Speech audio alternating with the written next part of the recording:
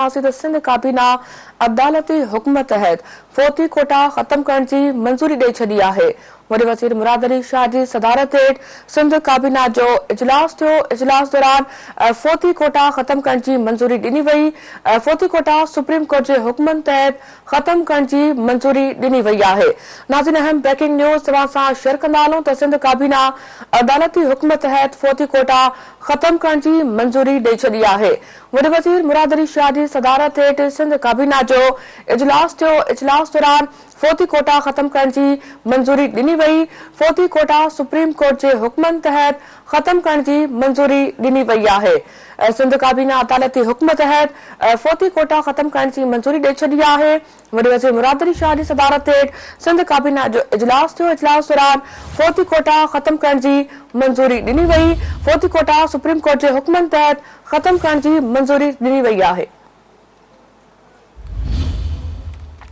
नाज़रीन, अहम breaking news तव्हां सां शेयर कंदा हलूं। सिंध काबीना अदालती हुक्म तहत फोती कोटा खत्म करण की मंजूरी ॾेई छॾी आहे। वॾे वज़ीर मुराद अली शाह जी सदारत हेठ सिंध काबीना जो इजलास थियो। इजलास दौरान फोती कोटा खत्म करण की मंजूरी ॾिनी वई। फोती कोटा सुप्रीम कोर्ट के हुक्मन तहत खत्म करण की मंजूरी ॾिनी वई आहे।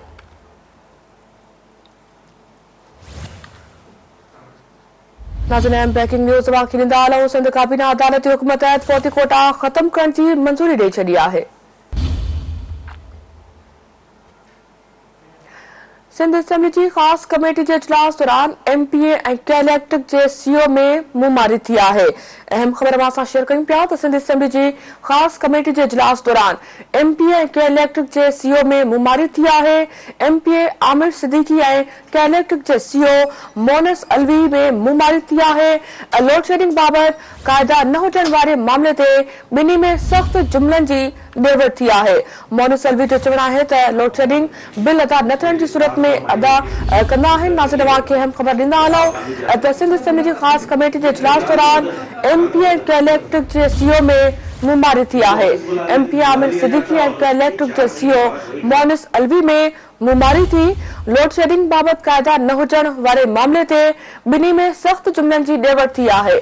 मोनस अलवी जो चवण है तो हू लोड शेडिंग बिल अदा न थियण की सूरत में कंदा आहिनि। सिंध असेंबली की खास कमेटी के इजलास दौरान MPA कैलेक्टर के CO में मुंहमारी थी है। MPA आमिर सिद्दीकी और कैलेक्टर के CO में मोनस अलवी में मुंहमारी थी है। लोड शेडिंग बाबत कायदा न हुजण वारे मामले ते बिनी में सख्त जुमलन की ॾेवड़ थी है। मोनस अलवी जो चवण है तो हू लोड शेडिंग बिल अदा न थियण की सूरत में कंदा आहिनि।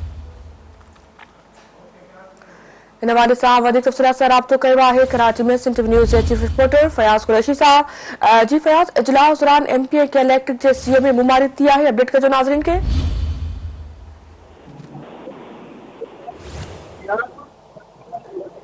जी फयाज, अपडेट कजो अहम खबर के हवाले से MPA कैलेक्टर के CO में मुंहमारी थी है। बिल्कुल फराह, सिंध असेंबली जेका बिजली के मामलन के हवाले से ख़ुसूसी कमेटी के इजलास जो चेयरमैन फयाज बुट की सरबराही में थो, स्पीकर की हिदायतन ते यह ख़ुसूसी कमेटी कायम कई हुई जेका कराची, हैदराबाद और सखर जी बिजली सप्लाई कंदड़ कंपनी जा जेके CEO आहिनि उन्हनि सां हवाले सां इजलास मुनक़िद कयो वियो। इन हवाले सां पाकिस्तान पीपल्स पार्टी, तहरीक इंसाफ, जमा इस्लामी ऐं इनकम जा MPAs इन इजलास में शरीक हुआ। समूरनि मेंबरनि न सिर्फ़ पंहिंजे मामलनि ऐं मसइलनि खे CEO जे आॾो रखियो, पर इन हवाले सां MQM जो जेको MP आहे आमिर सिद्दीकी, आमिर पाकिस्तानी, उनजे ऐं CEO मोनस अलवी विच में न सिर्फ़ ॾंद चिक थी वई बल्कि 16 सां 18 कलाक लोड शेडिंग के हवाले सां MPAs पारां मुख़्तलिफ़ जॾहिं सवाल किया विया ऐं CEO मोनस अलवी खां क़ायदा ऐं कानून तलब कया आमिर सिद्दीकी पारां, तो मोनस अलवी के साथी सगीर अहमद न सिर्फ MPA के सख्त जुमलन की जेका उन्हनि जे विच में ॾेवड़ थी बल्कि उन हिकिड़े ताईं जो केस धमकी ॾेई छॾी।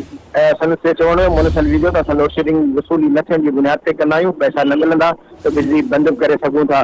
त केई जो जेको सगीर अहमद हुयो मोनस अलवी जो राइट हैंड चयो वञे थो, उन आमिर पाकिस्तान के ॿाहिरि निकिरी ॾिसी वठण जी न सिर्फ़ धमकी बि ॾिनी बल्कि आमिर सिद्दीकी इन धमकी जो न सिर्फ़ नोटिस वठण के हवाले सां पार्लिमानी फोरम का घुर कई त खेस ॿुधी पियो थियो त हुनजी ज़िम्मेदार कई इंतज़ामिया हूंदी, छाकाणि जो खुलेआम जॾहिं टेलीफोन ते माण्हुनि खे धमकी ॾियनि था या माण्हुनि जी बिजली कटीनि था त हिकिड़े चूंडियल नुमाइंदे खे असेंबली जे फोरम ते वेही धमकी ॾियनि था त इन खां वधीक इहो कहिड़ो सबूत थी सघे थो त उन्हनि जी जेका ज़िम्मेदारी आहे उहा अदा करण जे बजाय पंहिंजे पाण खे ताक़तवर दूर सम्झनि था ऐं चूंडियल नुमाइंदनि खे धमकियूं ॾियनि था।